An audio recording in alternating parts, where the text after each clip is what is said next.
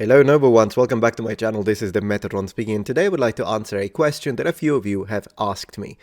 Is the Roman salute a thing? Let's jump right into it.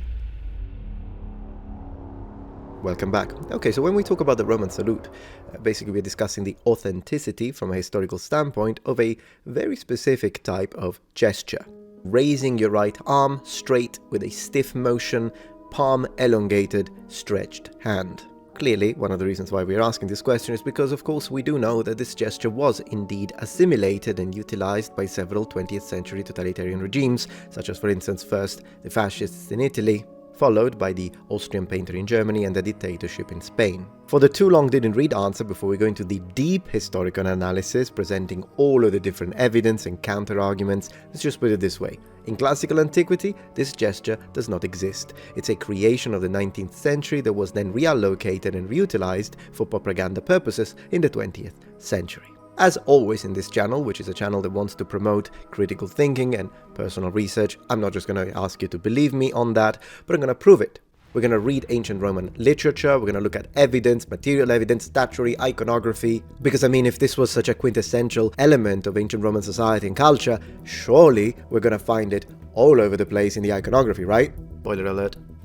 It doesn't exist! But no video of mine is complete without a little debunking, so we're also going to look at the evidence that is usually used to push this idea that, oh no, the ancient Romans did do it and blah blah blah. But I think my favorite part of this video is going to be the part where we actually discuss the sort of hand gestures that the ancient Romans did have, and also by extension the ancient Greeks. Now, there are a lot of first offenders when it comes to the sort of evidence that's usually used in order to push this sort of nonsense, but I would like to speak about my favorite because it's a statue I actually really like, so it's a good opportunity for me to kind of give it justice. The Augustus of Prima Porta, representing the first Roman emperor, Gaius Julius Caesar Octavianus Augustus. I still cannot understand by the life of me how this is shown or used as a representation of the fascist salute or the so-called Roman salute, considering the fact that even half of a blind person could see that the hand is in this position. It's like to the side, not even fully extended, it's slightly bent. It's a different hand gesture altogether. But what I find absolutely hilarious is that the arm is not original to the statue. Ladies and gentlemen, that's not what the statue looked like. Ugh. I told you this was gonna get interesting. The marble statue of Emperor Augustus was discovered in 1862 and it's currently available and on display at the Vatican museums. The arm had already been replaced a few times and then over and over again because I guess it kept falling off, but the real statue actually was holding a spear tip on the floor. You're welcome for that. The reality of fact is that this gesture has absolutely nothing whatsoever to do with ancient Rome and classical antiquity, and it has all to do with a misrepresentation based on a painting in the 18th century that then was repicked up by the fascists with a specific intent. I'll get to that in a second. And even after the end of World War II, when these totalitarian regimes had been defeated, the very lies that the likes of Mussolini, Gentile, D'Annunzio were trying to push in order to connect themselves with ancient Rome with this idea of the Roman salute were picked up by Hollywood, by cinema, by theater, by all sorts of media and presented to the public. One of the characterizing definitions of an ideology is that it often bakes half-truths with untruths in order to reshape the collective perception of the past to better control the present. The fascist regime, together with a few other totalitarian dictatorships of the 20th century, has used history, in this case ancient Rome and antiquity, as a tool for propagandistic endeavors, including self-legitimacy. Now, propaganda and historical accuracy only walk together in as far as the documented facts are beneficial to the intended message designed for the manipulation of the masses. The moment, the split second, that is no longer the case, the propagandist ignores, twists, embellishes, or even hides completely the truths in favor of their preconceived machinations. Propaganda, by its very nature, by the way it functions, stands in antithesis to truth-seeking and belongs to the extreme end of the same category where selective bias is. That is because, while often selective bias is subconscious and subliminal, propaganda is a conscious act. Now, the fact that the fascists were trying to connect to ancient Rome is not just a matter of self-legitimacy, as I was saying. It's not just a matter of, well, we need to justify the sort of expansion and military invasions, for instance, when they went to Africa and all the things that they wanted to do on top of that, and the alliance and allegiances with Germany. They needed to justify all of that. We get that. But it's not the only thing. For instance, in the Ventennio, which would be the 20 years during the fascist regimes, where they would focus on learning and studying of Latin, was done to connect to this even from a linguistic standpoint, and that will bleed into the so-called riforme gentile, as they were trying to focus on the role of the Latin language in order to try and construct an ideological connection not only to ancient Rome, as Latin was considered a language of power, but also an international language and official language of the Holy See. All of this with the final aim of restructuring historical education in school in order to build a common national identity, the fascist national identity, which, as you know, rejected the individual and only considered it as part of a whole: the nation, the government, the party. Let us now go into our deep dive with extensive textual and visual data analysis. Unfortunately, as you already know if you've been following this channel for a while, the idea that Hollywood, cinema, theater, general imagination of the public often misinterpret or twist real historical evidence is something we are used to. And this is not something that only happens with the Roman salute. Look at, for example, the way Hollywood, for instance, Ridley Scott, but even way before him in the freaking 60s, has represented the idea of gladiators. I've got several dedicated videos, but today I just want to focus on one sentence. Have you ever heard the famous saying, or gladiatorial saying, "Hail Caesar, those who are about to die salute you"? Yeah, let's talk about that very briefly. Another massive misconception. The reality is that no gladiator has ever said that. The only mention that we have of that sentence is specifically in the Life of Claudius, written by Suetonius, where he tells us that it's just a bunch of criminals that are telling the emperor that, and then he replies with a joke, because they say, "Those who are about to die salute you," and he says back, "Or not," and then there is a whole misunderstanding between the criminals and the emperor. It's kind of funny actually to read, but no gladiator ever said that. And yet, Hollywood takes that and makes it into a thing. Oh, gladiators say that, and then reinforces the idea that gladiators were going to die. Criminals absolutely were. That was during the context of a naumachia, by the way, a reconstructed naval battle. But gladiators usually don't die, or definitely it's not a good idea to have your gladiators die because they're expensive. Occasionally happens, but it's definitely not something that occurs all the time. Gladiators don't say that, but Hollywood pushes it. You hear it, it's represented, you see it in Gladiator 2000, and here we are. Believe it or not, it's also mentioned by authors. I can find several books, for instance Jerome Carcopino, just to mention one, that describes the whole scene and adds, you named it, the straight arm salute during the Hail Caesar, or the... it's frustrating.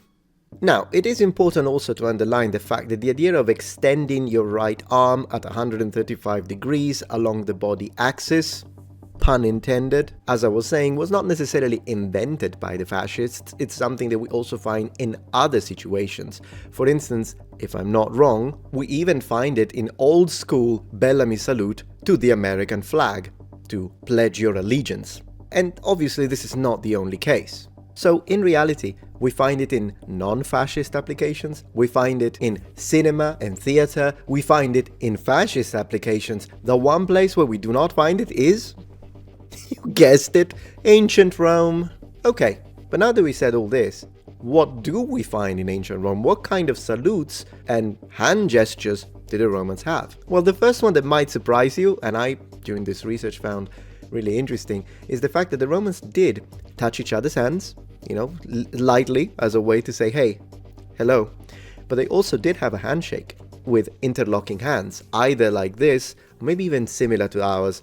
It's kind of difficult to know since we are reading sources, but yes, they did shake hands, and so did the Greeks.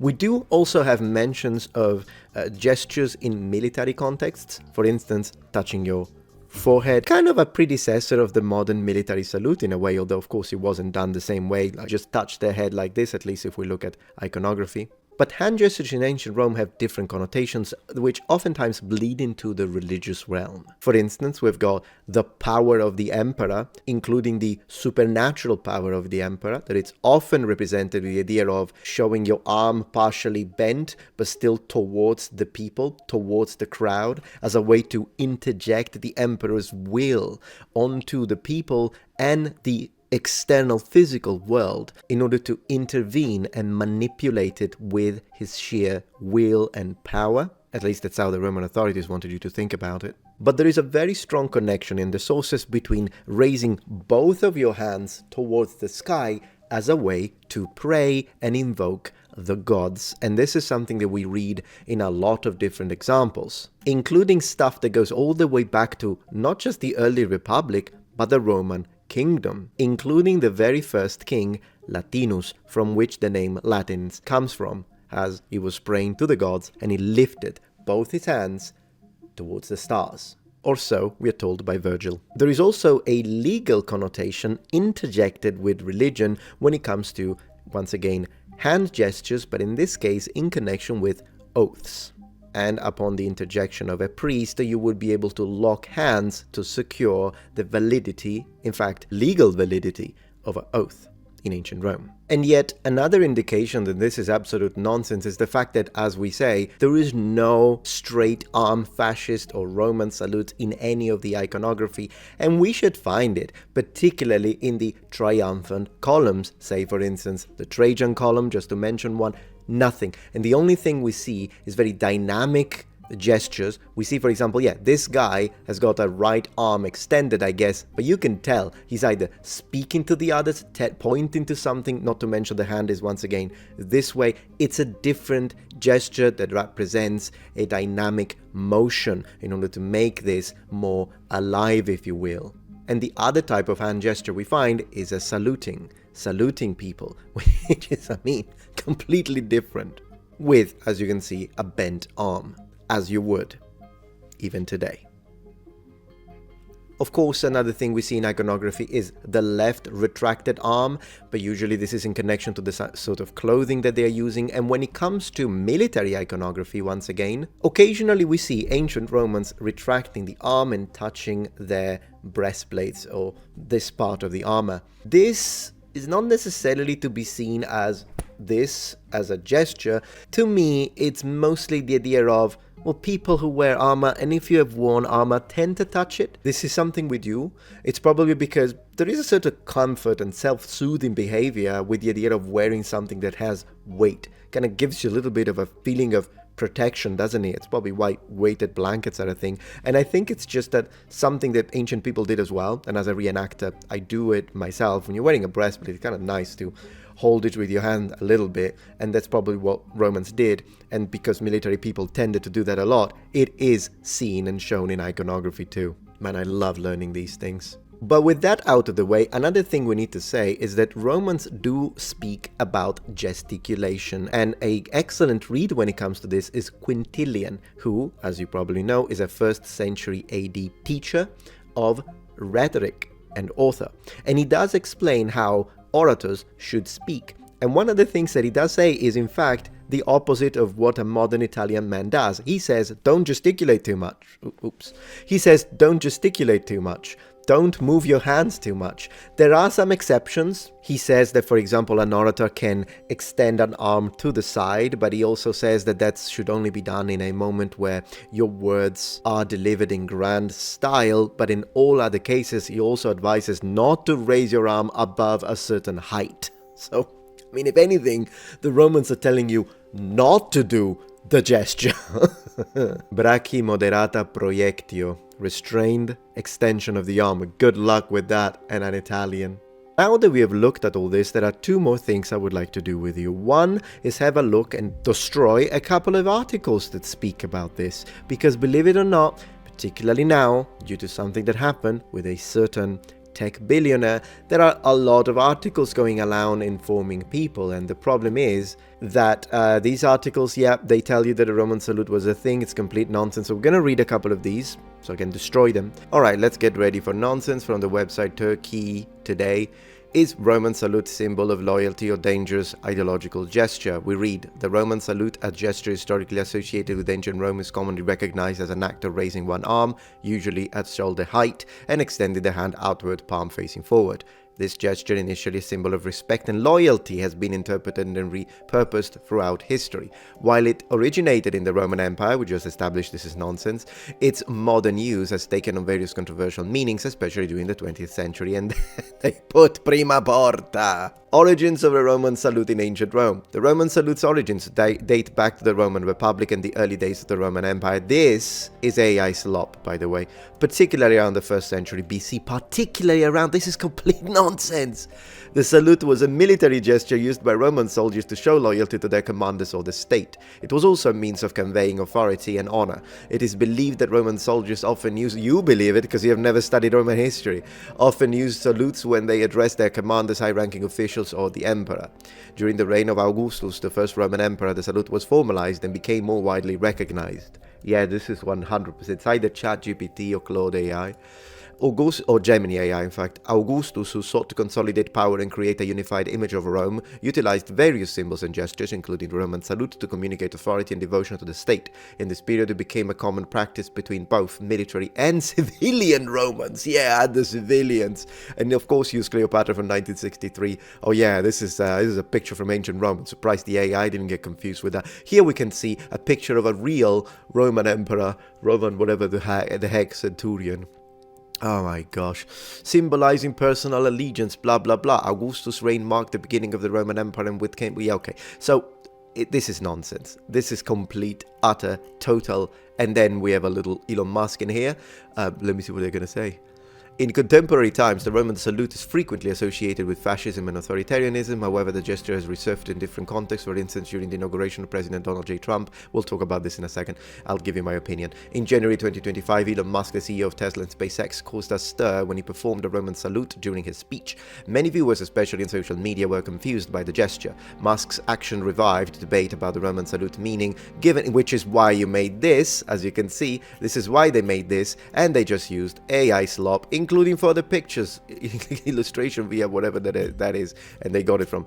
Nonsense, complete, utter garbage. This is what it is. And by the way, when it comes to this statue of Marcus Aurelius, this is not a Roman salute in the sense of the fascist salute. It depends on if you look at it from a lower angle, you could twist it with a good photography, but the reality is it's not a raised arm like this. It's not 45 degrees. It's a lower arm, and it's just sort of addressing the crowd, if you will, and it's just a gesture of power, as I was explaining, but it is not the same thing. And if we go to censor one stop, once again, nonsense, AI slop, the Roman salute at historical and cultural examination. Yeah, it's a nice title. It's not what it says it is. As you see, it explains shoulder height, downward, forward, blah, blah, blah, historical origins of the Roman salute, ancient Rome. The roots of the Roman salute lie, yeah, it is a lie, in the rituals and customs of ancient Rome. The salute was likely used in the Roman military in a formal state functions where soldiers or citizens would raise the right arm as a gesture of respect of loyalty to their leaders. In the rituals and customs of ancient Rome, the salute was likely used in the Roman military in informal state functions where soldiers or citizens would raise their right arm as a gesture of respect or loyalty to their leaders. While there is limited evidence, there is absolutely no evidence, you total muppet, that the exact gesture was used widely in the ancient world. The symbolism of the raised arm was certainly present. So, and then it continues, it talks about misinterpretation. This entire thing is misinterpretation. But here we are. You'll find another 50 copycats. But the other thing is that I would like to speak a little bit about the situation that happened with Mr. Musk. Personally, I don't hate him. I don't worship him. I'm kind of indifferent. When he does something silly like the Path of Exile 2 fiasco, I think it's silly and I say it. When he does something amazing, like what he does with Neuralink, helping people that couldn't move, I do praise that. And so I have a little bit of a, as I say, it's kind of a neutral stance when it comes to the man. I mean, he's a billionaire, so it's not like I relate to the billionaire class in any way, shape or form.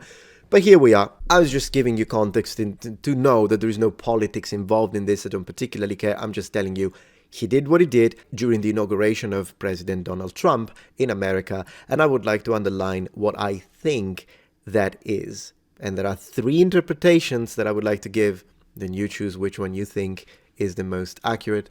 or maybe you give me a completely different one. It's up to you.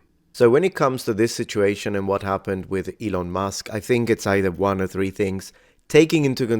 Removing for a second the possibility that he was onto something, in the sense that he was under the influence of something and therefore that created erratic behavior. Removing that option for a second, it's one of three things. Either he's doing it knowing exactly what he's doing and he is signaling to the fascists. This, to me, is the least likely.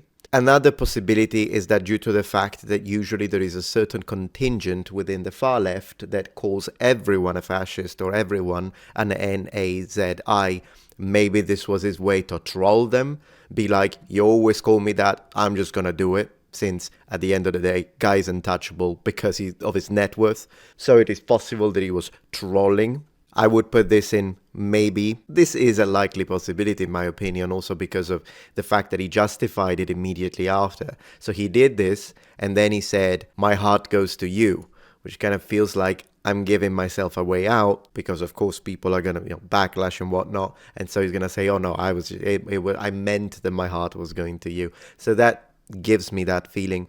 But the other possibility, ladies and gentlemen, we should not remove this, is that he hasn't got a clue what that salute means, in the sense that maybe he does think he's doing a Roman salute. I mean, at the end of the day, it's not like Elon Musk knows much about history. He is, however, obsessed with the Roman Empire. So am I. So it's not like I'm saying I don't think about the Roman Empire every day. Of course I do. But I'm just saying I wouldn't put it past it, considering the fact that he had no idea what an editor is, if you have been following the situation and the clash that he had with Asmongold. So perhaps he did think he was doing a Roman salute. I think it's one of these.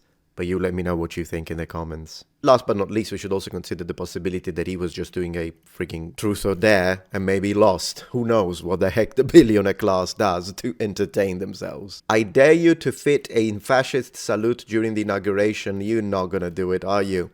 Boom. Alright, noble ones, well I hope that you enjoyed this video. If you did, please remember thumbs up, and if you're not yet a member of this community, become a noble one. Subscribe to my channel for more content from the Metatron, and remember, the Metatron has spread his wings. Goodbye.